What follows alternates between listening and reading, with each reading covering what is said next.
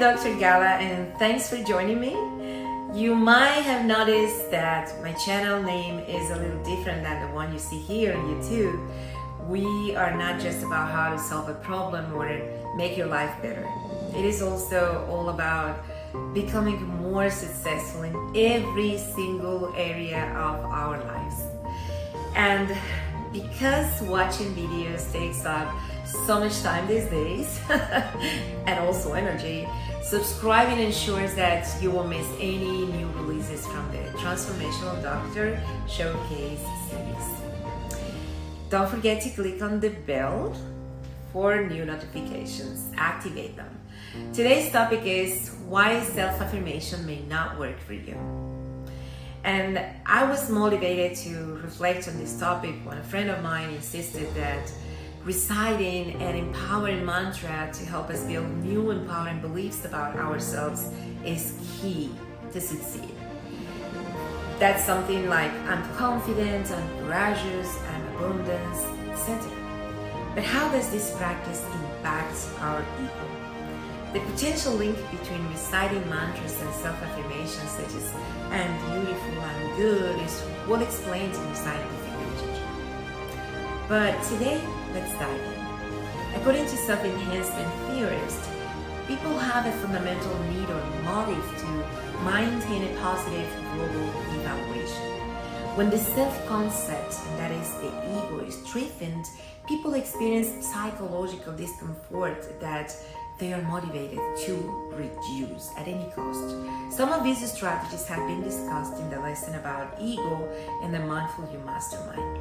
For example, making downward social comparisons so that you feel better about yourself is one of those strategies. Still's self-affirmation theory suggests that when faced with a trait, it can be helpful to affirm some aspects of ourselves unrelated to the trait domain.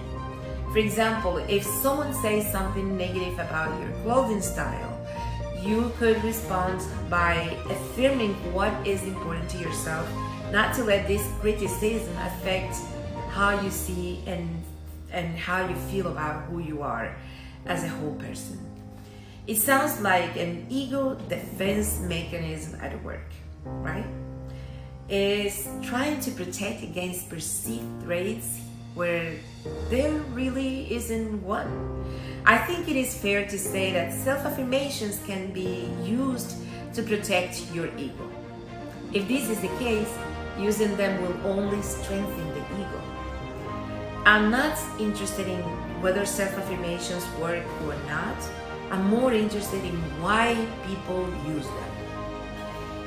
If, for example, a client of mine tells me she uses self-affirmations like in this example I just mentioned before, I would dig deeper and try to unveil the aspects of their ego that seemingly needs to be protected. Why is your clothing style so important to you? Where did this belief come from? Awareness of the things we identify with can be an important first step to reduce the ego's need to protect the self-image. Just imagine how tiring it must be to defend your self-image constantly. There is possibly a possible trait anywhere. There is a lot to be gained from seeing through the illusory nature of your self-image. It's a narrative. It is not you. Second, I have a related problem with citing mantras and self-affirmations because they are cognitive tricks to convince the self of something. I've had clients who told me they know what to say to themselves but still don't feel that way. That's because strong negative feelings will not vanish when you try to convince yourself that you don't feel them or experience something different.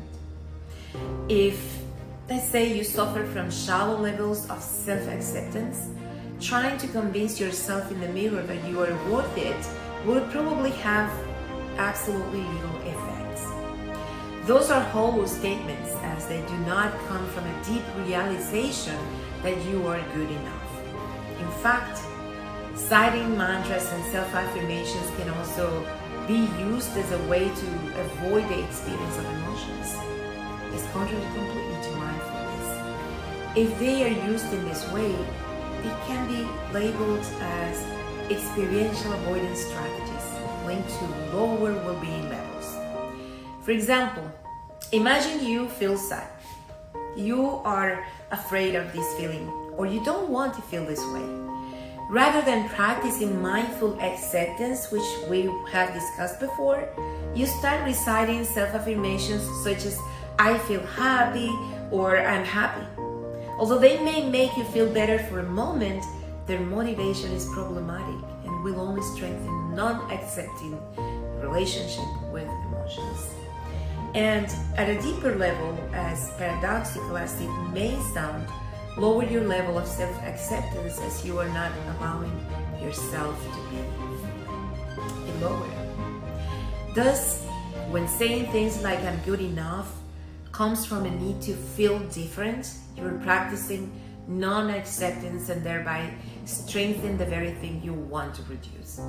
A conditional relationship with yourself, where you have to feel X or Y to be good enough. Another question I'm sure that is coming up to your mind is, so what's the alternative? Allow yourself to be. Allow yourself to experience the full range of emotions. The best place to start building a healthy, accepting relationship with yourself, where your ego can function in a healthy way, is by embracing yourself at this moment, not by citing self-affirmations. Because, it's who are you trying to convince?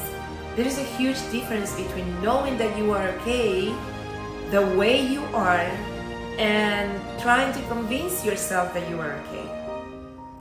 Simply learn to be present with whatever arises at this moment.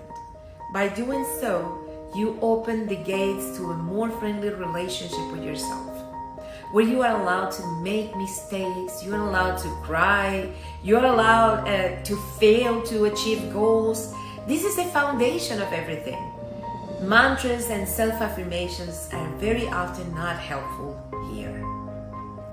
And this is it for today. I'll see you next time.